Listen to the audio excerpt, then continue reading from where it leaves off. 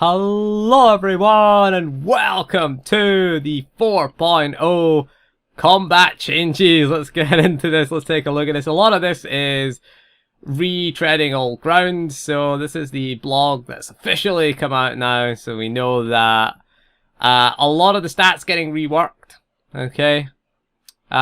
Basically, again, we know the 4 primary stats, strength, willpower, cunning, aim, are being replaced by mastery. Again, it's something that we knew as well. It's not really a huge change, it's just a cosmetic change. It does theoretically mean that we can share gear between multiple classes. Obviously there's going to be set bonuses and stat distribution, but theoretically if we have a DPS set for Sentinel, we could theoretically use it on a Vanguard. Assuming most armor in the game these days is adaptive, so armor rating doesn't mean anything. But yeah, it's just going to be the armoring is just going to contain mastery endurance. So we could use the armoring for any class. And again, the armor rating itself comes from the actual armor piece, which most armor pieces in the game these days are adaptive, so it doesn't really matter. It's just gonna scale itself to the appropriate armor rating. So yeah, you can. I use the same gear for my Guardian as my Sentinel. It's just legacy bound adaptive gear. It doesn't make any difference really. It's still the same armoring that goes in it, so I guess it's not going to make a huge difference. So there you go, it's going to be gone are all our main stats. It should make it easier to gear alts, at least if they're the same role and require the same secondary and tertiary stats. Most alts do, and we'll get to the changes. Now, this is an interesting one. This is a funny one. Endurance! Oh god, our old friend Endurance. Our healer's main stats, bear that in mind. Your healer main stat, your tank, if you got less than 60k health, we don't want you as a tank. Okay, you need that a big health bar because, you know, makes you feel good, I guess. I don't know. Endurance now gives you slightly more health. More health! There we go, more health per point once you hit level 65. What? Is all I can say. We felt that health totals are a little low compared to offensive output.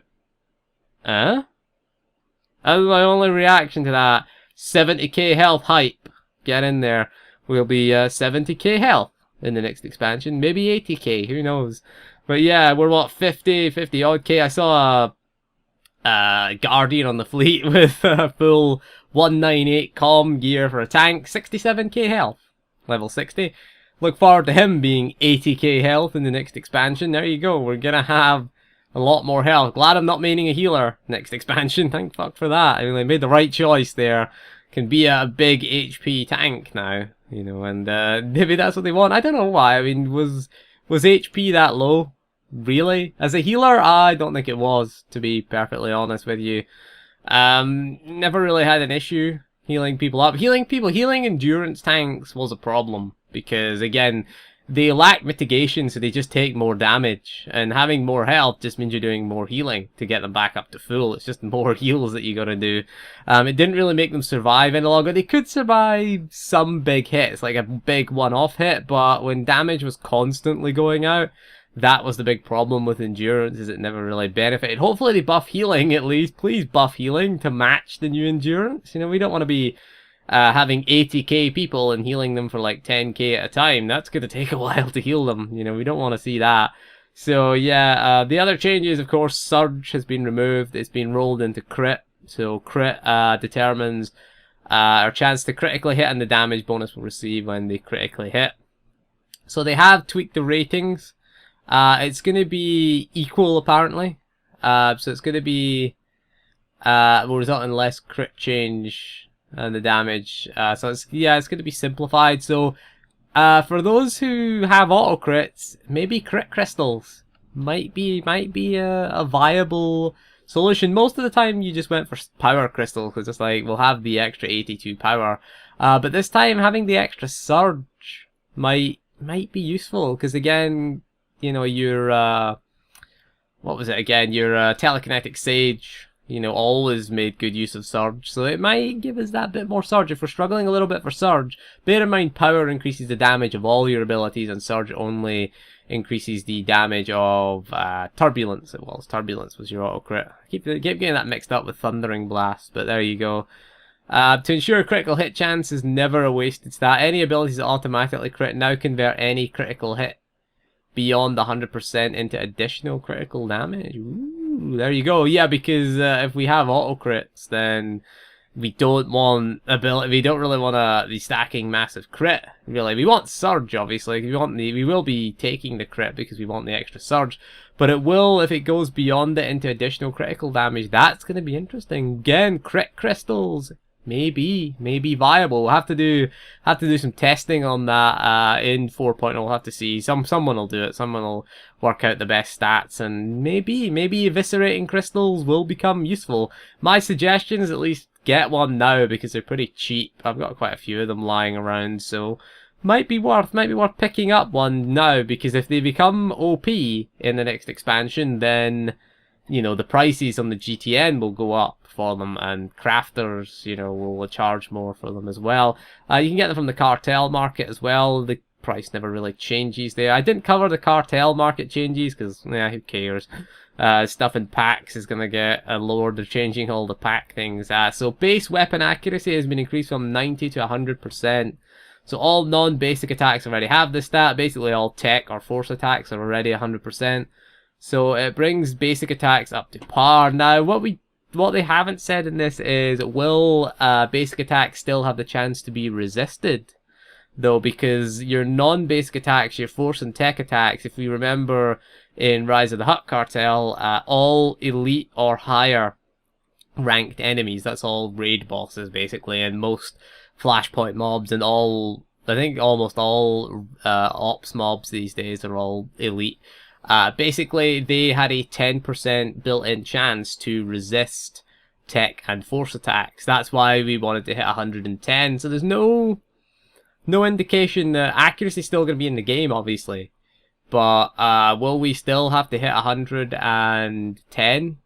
Because it doesn't really make a huge difference, really. If you have to hit 110 basic damage as well as 110 tech, then it doesn't really make a huge difference. But they haven't changed that, so it just says it brings basic attacks up to par, but I don't know if they'll make the mobs, give the mobs a 10% chance to resist ranged and melee attacks. Obviously, if you're a force user, then if they still have the chance to resist force, it's going to be a bit unfair to force users. It will mean early in the expansion, particularly if you're a gunslinger, you'll certainly be playing, you know, you'll be playing sharpshooter then, because it's all ranged attacks. If you don't have to bother with ranged accuracy, sharpshooter's going to be a hell of a spec, as opposed to engineer, what is it, saboteur and dirty fighting. You know, you look at those two, which most of their damage comes from tech attack. I think all the dirty fighting basically is tech, apart from speed shot. Really, I think everything there is tech as well. So yeah, all your dots are tech. Bear in mind, anything with yellow damage text is either tech or force. Anything with white damage text is ranged or melee. That's how you tell. Basically, the other way to look at it, if you strike the weapon, if you strike an enemy with your weapon, or if you shoot an enemy with your blaster, it's melee / ranged. Okay, whereas if you hit it with a force attack, or you hit it with a missile attack, for example, or a grenade attack, it's a tech attack, basically. So things like your corrosive grenade and your shoulder missiles and things like that, they're all tech attacks, and your turbulence and things are all force attacks, things like that. What have they done? They've rearranged how they distribute stats. Yes, power is the only secondary stat now, because there's no crit as a secondary stat. Power is a secondary stat. Now, the biggest change for tanks is that defense is now the secondary stat instead of shield. So absorb and shield are now tertiary. Okay, so it does make vanguards and shadows a bit of a bugger for us, because we tend to want one of those two stats. We want absorb or shield. So now we have to make a decision, you know, with how much shield. We're gonna lose out, like, you know, we have seen buffs to these things. Like, the vanguards have had buffed absorb, and the, what they call shadows have had buffed shield. So again, they are trying to account for the less shield that we have, because we want absorb as a shadow tank, and as a vanguard tank we want shield to be our primary tank stat. Not to say we're going to ignore the other stat, but again, it's going to be our primary kind of stat. So we're going to have a choice between shield and absorb. Right now, is every piece of gear had shield in it. Now every piece of gear has got defense in it. So basically, they're swapping defense and shield around. The other stats for healers it's just alacrity and crit. For DPS, it's going to be accuracy, alacriity, and crit. Okay, are going to be the 3 tertiary stats again. We're going to cap your accuracy. We don't know how to cap our accuracy. Whether it will work like that, I don't know. They haven't said in this blog. Would be a question to ask them, really. I'll check the forums later and see if anyone's asked that question, because it's certainly a worthwhile question, really. If basic attacks or ranged and melee attacks don't require accuracy anymore, we're quids in if we're a sharpshooter gunslinger. You don't need accuracy then, because every single attack that you do is ranged. You can even take aim. You can take aim before as a sharpshooter slinger, and it would make no difference to your stats. In fact, if cunning had the diminishing return, we'd hit the diminishing return point and then take aim. It would actually make sense, but I don't think your main stat has a diminishing return. Of course, it doesn't matter anymore because it's all mastery now. So there you go.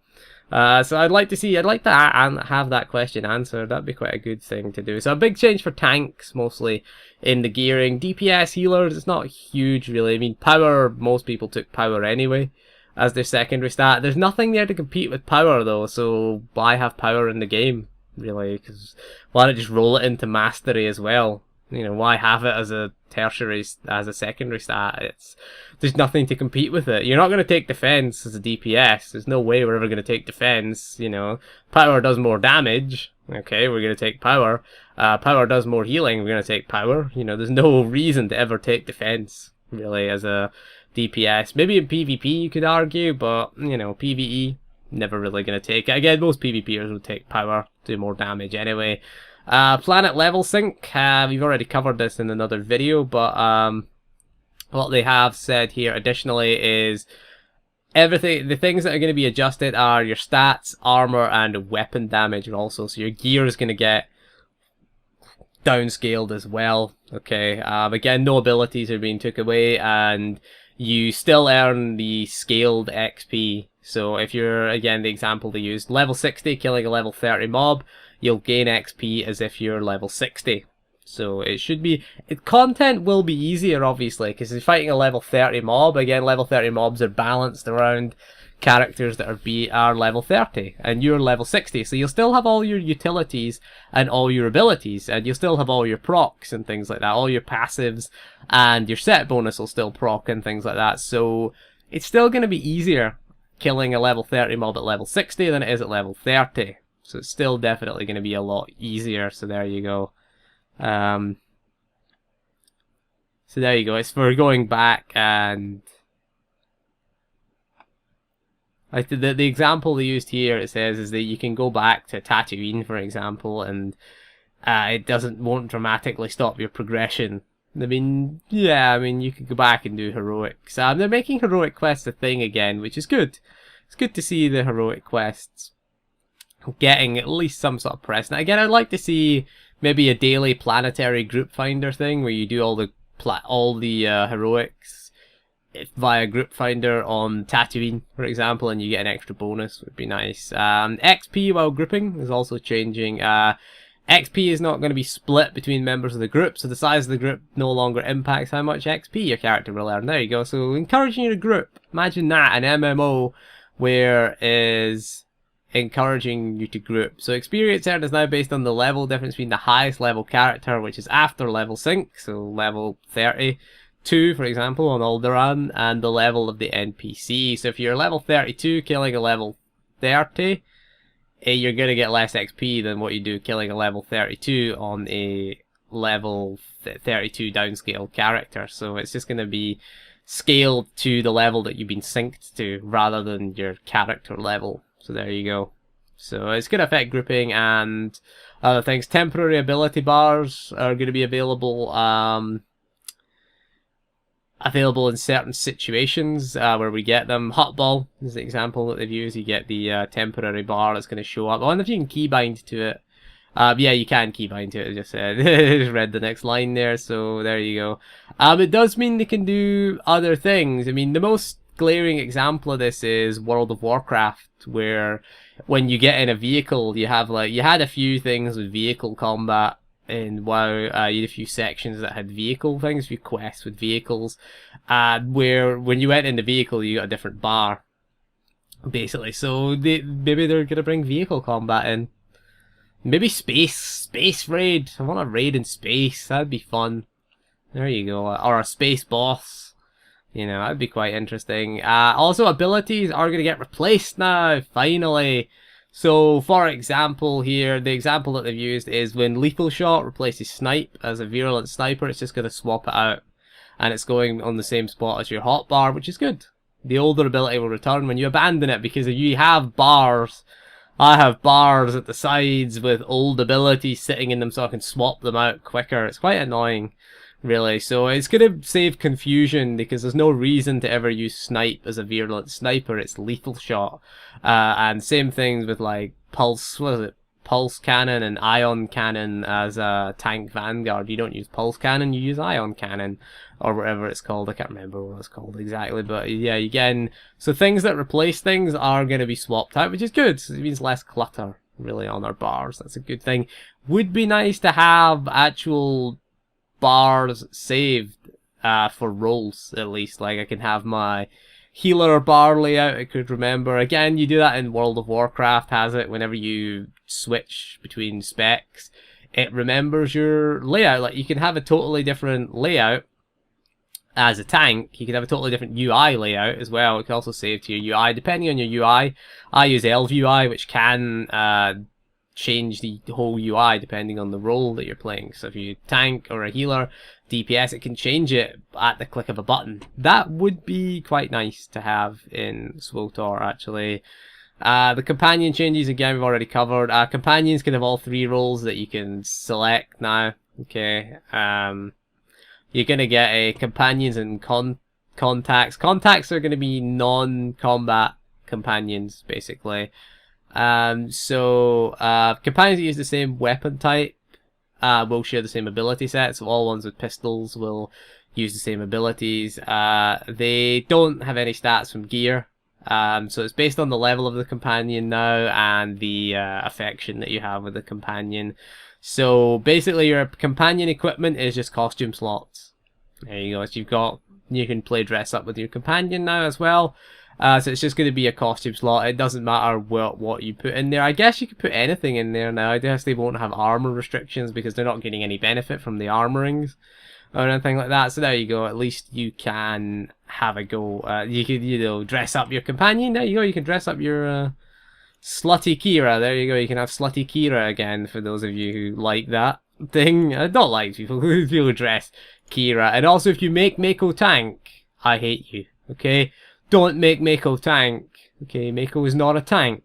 Okay, don't dress Mako up in a slave girl outfit, and don't make her tank, and I'll have no issues with you. If you do, I hate you. Okay, just remember that you'll get hate. Okay, so anyway, that is all for this video. So thank you for joining me, and we'll see you again soon. And goodbye.